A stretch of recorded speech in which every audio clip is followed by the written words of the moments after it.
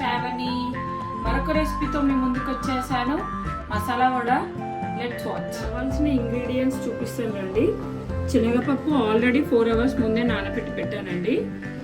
కొంచెం శనగపప్పు తీసుకొని పెట్టుకున్నాను. ఆల్రెడీ శనగపప్పు గ్రైండ్ చేసి పెట్టుకున్నాను.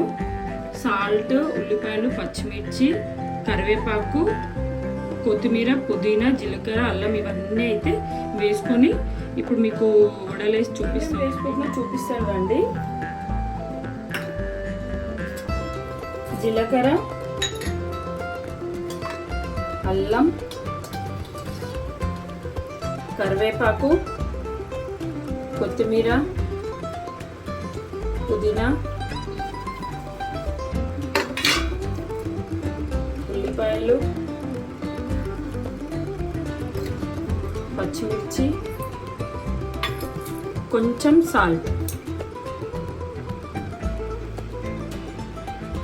ఇవన్నీ బాగా మిక్స్ చేసుకొని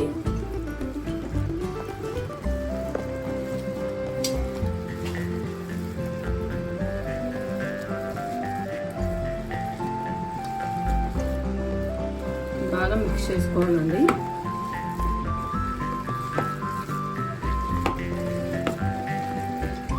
పిండి అయితే రెడీ అయిందండి.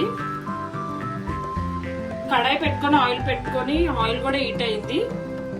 వడలు వేస్తాం చూడండి.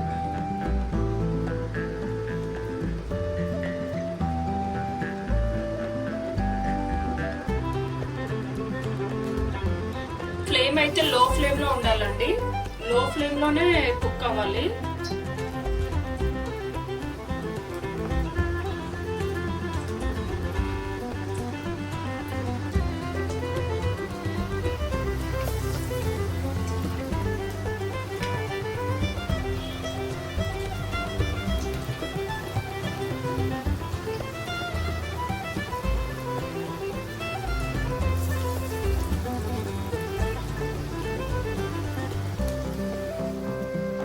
వడలు వేయగానే కలపొద్దండి, లేకపోతే విరిగిపోతాయి. మీకు పిండి ఏమైనా లూజ్ అనిపిస్తే బియ్యం పిండి యాడ్ చేసుకోవచ్చండి. ఒకవైపు అయితే కాలిందండి, ఇంకోవైపు తిప్పుకుందాము.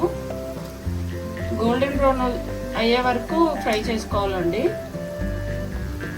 ఆల్రెడీ 2 వారాలు అయిపోయాయండి. ఇప్పుడు ఇంకో 3వ వార కూడా అయిపోవడానికి వచ్చింది. మీడియం టు లో మధ్యలో చేస్తూ ఉండాలండి. ఫ్లేమ్ అయితే మీడియం టు లో ఉండాలి.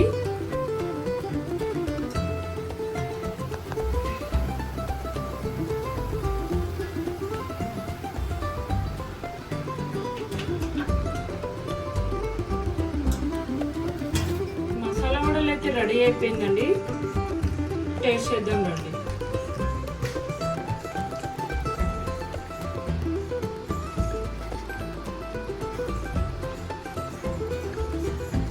బయట క్రిస్పీగా లోపల సాఫ్ట్గా బాగున్నాయండి. మసాలా వడలు అయితే క్రిస్పీగా ఎమ్మీగా ఉన్నాయండి. మీరు కూడా ట్రై చేసి ఎలా ఉందో కామెంట్ బాక్స్ లో చెప్పండి. Thank you for watching. Like, share, subscribe to Shravani. Bye bye. మరొక వీడియోలో కలుద్దాం.